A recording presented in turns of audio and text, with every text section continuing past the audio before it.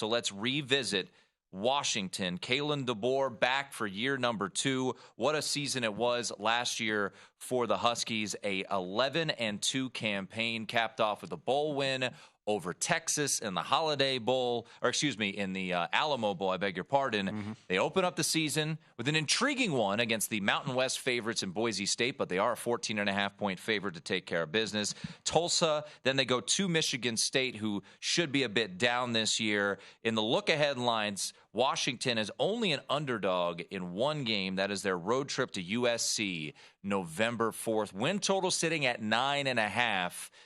What do you expect from Washington, who you could argue may have the best wide receiver core in the entire country? Yeah, you can't argue that. Jalen, McMillan, Rome, Odunze, I think with those guys back, this offense is going to be even better, Tim, and that's saying a lot because in Kalen DeBoer's first year as coach, he took over an offense that averaged 21.5 points a game, and he ramped it up to 39.7 points a game. With Penix and the top 2 receivers back, I think we've said enough about the offense. You know the Huskies are going to put up points.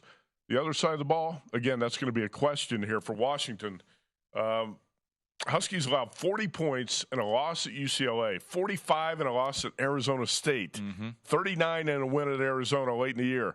This defense got to get a lot better. Obviously, like most teams, it looks better on paper at this point. You've got Braylon Trice, an edge rusher, who's one of the better defenders in the Pac-12. How about quarterback Jabbar Muhammad, a transfer from Oklahoma State? Tim, when I'm going through a lot of these teams, I've noticed a lot of good players transferring away from Oklahoma State. Yeah. And that led to me playing a win total under on the Cowboys. But Huskies going to be favored in their first 8 games. The one negative here, actually it's 2 negatives. One is that last year Washington avoided USC and Utah on the schedule. Yep. Now the Huskies are going to play the Trojans and Utes on back-to-back Saturdays in early November prior to a trip to Oregon State. Okay? I like this team a lot, especially offensively. I love the coach and the quarterback. Boy, but this schedule gets tough in the back end. And the win total, when I was riding up to Pac-12, was 9. Now DraftKings got a 9.5. No thanks. I'm not playing over 9.5. I think at 9, you got a pretty good chance to at least push and hopefully win that win total if you go over.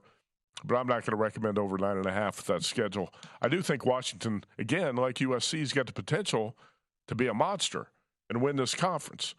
But you're losing a lot of value, Tim, when you're talking about win total moving from 9 to 9.5. Yeah, and that's the big if you want to play over. And that's the big thing. And we'll talk about a bet that I've made.